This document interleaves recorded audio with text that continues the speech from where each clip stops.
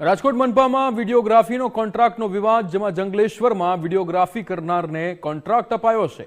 કંપનીને બ્લેકલિસ્ટ કરવાને બદલે ફરીવાર કોન્ટ્રાક્ટનો કારસો, ત્યારે અધિકારીએ ફરી વિવાદાસ્પદ કંપનીને કોન્ટ્રાક્ટ આપ્યાનો દાવો થયો છે। પોર્ટલ પર કે સમાચાર પત્રમાં જાહેરાત વિના કોન્ટ્રાક્ટ અપાયો છે।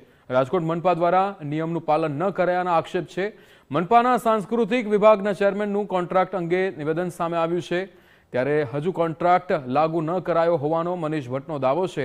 તેમણે કહ્યું કે ટેન્ડરમાં ઓછા ભાવ હોવાથી અધિકારીએ પાસ કર્યું છે ટેન્ડર, ત્યારે હજુ સંકલન બેઠકમાં આ કોન્ટ્રાક્ટને મંજૂરી નથી મળી।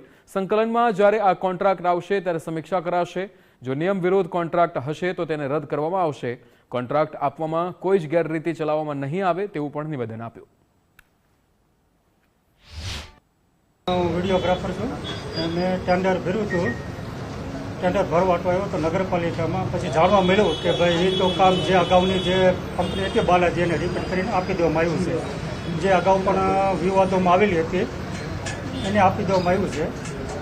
ને જે નિયમ મુજબ જે ટેન્ડર હોય એની જાહેરાત આવે, છાપામાં જાહેરાત આવે સરકાર નિયમ મુજબ, પણ આ કોઈ પ્રતિક્રિયા કર્યા વગરની એમને સીધું આપી દેવામાં આવ્યું છે। ટેન્ડર પ્રક્રિયા વગર કોઈ કામ આપી શકાય નહીં। આપ સમજો છો, મે મહિનામાં ટેન્ડર થયું છે એવું અધિકારીએ મને વાત કરી છે, અને એમાં આ પાર્ટી L1 આવી છે એવી પણ મને માહિતી એણે આપી છે।